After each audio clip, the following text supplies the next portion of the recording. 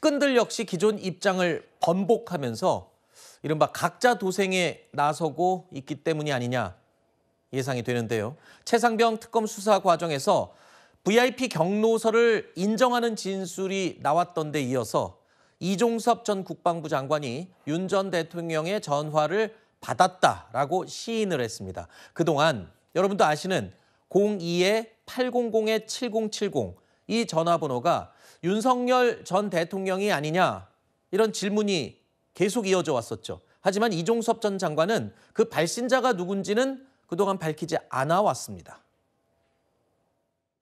이종섭 씨 7월 31일 날 대통령실에서 전화가 왔어요. 168초를 통화했습니다. 이 전화 누가 한 겁니까? 대통령입니까? 아닙니까? 그 내용을 말씀드리기가 적절하지 않은 것 같습니다. 네, 대통령이 빼라, 임성근 빼라 하니까 말을 못하겠죠. 그런 내용은 없었습니다. 거짓말하지 마세요. 사실입니다.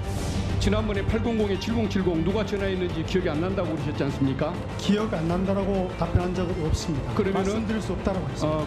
다시 한번 묻겠어요. 800-7070 누구한테서 온 전화입니까? 그건 말씀드릴 수 없습니다. 말 못하는 자가 범인이에요. 그렇지 않습니다. 대통령하고 02-800-7070으로 전화를 했기 때문에 대통령과의 통화이기 때문에 말씀드릴 수 없다라고 얘기하는 거죠? 그렇지 않습니다. 누구랑 통화했는지 그 상대가 누군지 어떤 내용인지 증인 그것은 밝히는 것은 적절하지 않다고 대통령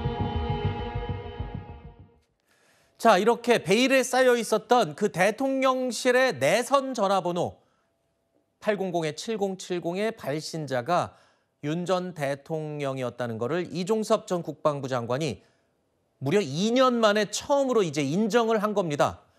특검 수사가 턱 밑까지 올라오면서 입을 열게 된 상황이다. 이렇게 볼 수 있을 것 같습니다. 하지만 통화 사실은 인정하면서도 또 당시 군을 걱정하는 우려의 얘기가 있었다라고 진술했습니다. 그러면서 여전히 수사 외압은 없었다는 취지로 주장을 하고 있습니다. 이종섭 전 장관이 이렇게 나오는 배경, 그러니까 도저히 말을 안 하면 안 될 수밖에 없는 상황에 온 것 같고요. 그래서 말은 하지만 핵심적인 혐의에 대해서는 또 약간 회피하는 듯한 답이에요. 맞습니다. 이제 이종섭 전 국방부 장관이 맞습니다. 800-7070은 윤석열 전 대통령에게 전화 온 게 맞습니다. 하지만 뭐 본인의 의지에 의해서 이첩을 보류시켰다라고 이제 말을 하고 있는 것이죠. 아마도 그거는 제 생각에 나름대로 이제 그 변호인들과의 법적으로 한번 논의를 해봤을 때 그게 서로에게 좋다라고 생각을 했던 것 같아요. 네. 예를 들어서 어차피 이종섭 전 국방부 장관도 지시를 받아가지고 잘못된 이첩 보류를 시켰다라는 지시를 내리면 공범이 되는 거거든요. 일종의. 그런데 이거는 그냥 내가 장관으로서 판단을 내려가지고 이첩 보류시켰다라고 하면 그것은 좀 다른 내용이 될 수가 있는 겁니다. 그리고 또 본인을 또 장관으로 임명해준 윤석열 전 대통령에게도 조금 더 나은 상황을 만들 수 있는 거지만 네. 거기까지 충성심을 보이는 것 같지는 않고 네. 그냥 본인 생각을 했을 때 본인에게 그게 더 유리하다고 생각했던 것 같습니다. 네. 이종섭 전 장관의 이 통화 사실 인정, 그리고 윤 전 대통령의 전화가 맞다라고 인정한 부분. 하지만 또 핵심 혐의에 대해서는 부당한 지시를 한 적이 없다라고 얘기를 해요. 지금 설명을 하셨지만 이렇게 되면 특검 수사에는 저게 뭐 도움이 어느 정도 되는 진술인가요?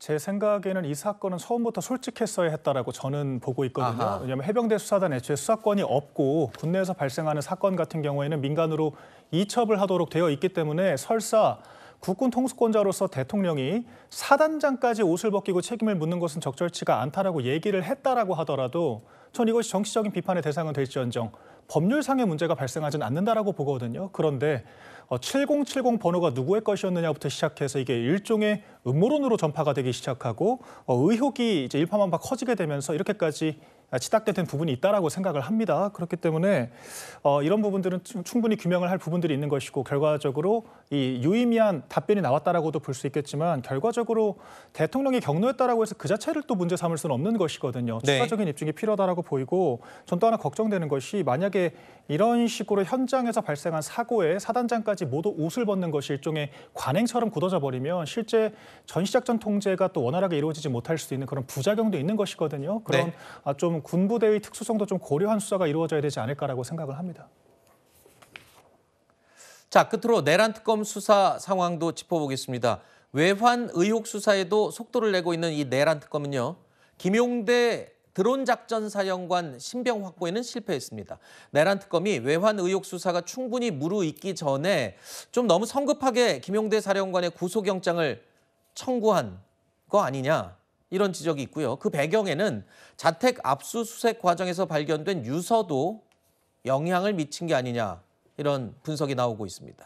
자, 앞으로 외환 의혹 수사에 차질이 빚어지는 게 아니냐 이런 얘기도 있어요. 왜냐하면 굉장히 전격적으로 그 영장을 쳤는데 기각이 됐어요. 법원에서는 그런 것도 감안을 하나 보죠. 그럼요. 근데 이제 혐의의 입증이 조금 완성도가 있다기보다도 우리 앵커께서 말씀하셨지만 이 압수수색 중에 이분이 유서 같은 형식을 좀 남겨놨기 때문에 네. 이분이 혹시라도 극단적인 선택을 하게 되면은 그게 이제 또 본인에게 안 좋고 네. 그다음에 또 수사에도 차질이 있기 때문에 이 신병 확보를 위한 용도로 쓴 것이지 제가 특검에게 특검 뭐 소식을 들어보니까 뭐 이걸 기각됐다고 해서 수사에 차질이 있다 이렇게 생각하고 있지는 않더라고요. 네. 근데 이제 이 드론 그 사령관과 관련해 가지고는 결국에는 무인기가 평양에 갔고 이 가는 과정 속에서 석연치 않은 부분이 있고 네. 이 무인 드론기가 이미 이 전부터 드론 사령부가 창설되기 전부터 국방연구소에서 구매가 되어가지고 석연치 않게 넘어갔던 이런 정황들이 다 있기 때문에 네. 좀 소명의 여지가 있다고 봅니다. 알겠습니다.